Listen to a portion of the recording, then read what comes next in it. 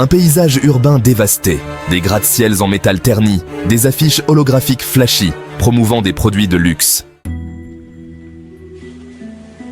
Dans un futur où l'humanité est scindée entre élite et masse, les puissants ont trouvé une solution à la mort, les clones.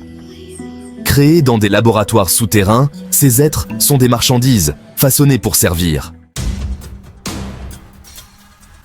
Intérieur d'un laboratoire. Des clones sont en cours de fabrication, leur visage inexpressif. Des scientifiques observent, notant des données sur des écrans. Développée grâce aux avancées en génétique, la technologie des clones permet aux élites de prolonger leur existence. Mais à quel prix? Chaque clone est privé de sa liberté, conçu pour obéir. Un groupe de clones, mené par Aria, se retrouve dans une salle de stockage. Ils échangent des regards inquiets. Aria, nous ne sommes pas des machines, nous avons des pensées, des rêves. Nous méritons d'être libres. Flashback sur Aria enfant, observant une fête des élites. Elle ressent l'incompréhension et l'injustice. Peu à peu, certains clones développent une conscience. Une curiosité émerge. Des alliances se forment dans l'obscurité.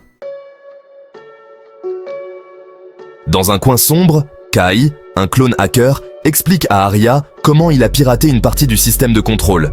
Kai, je peux accéder à leurs données. Nous pouvons inverser le contrôle. Mais il nous faut du courage. Les clones partagent à leurs souvenirs, rires et angoisses. Lia, une clone sensible, exprime son malaise. Lia, je n'ai jamais choisi d'être ici.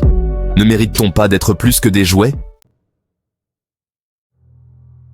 Les clones attaquent un centre de contrôle. Chaos, explosion et course-poursuite. Les forces de sécurité, en armure, réagissent violemment. Les clones passent à l'action, déterminés à briser leur chaîne. Chaque affrontement est un cri de rage contre l'oppression. Aria et Kai se battent côte à côte, esquivant des tirs, leur détermination visible. Ils atteignent la salle des machines. Aria, pour chaque clone tombé, nous en sortirons 2 de plus.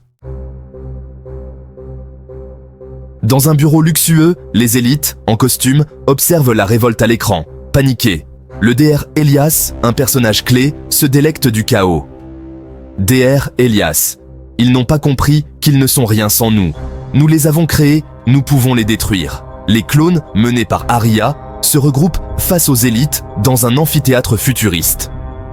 Aria, vous nous avez créés pour servir vos caprices, mais nous sommes bien plus que des copies. DR Elias, vous êtes des erreurs de la nature, et je ne vous laisserai jamais prendre le contrôle. Tension palpable. Un clone, ancien garde, hésite entre les 2 camps, symbolisant le dilemme moral. Les clones doivent décider, détruire la technologie qui les a fabriqués ou l'utiliser pour bâtir une nouvelle société. Aria, nous devons détruire ce cycle.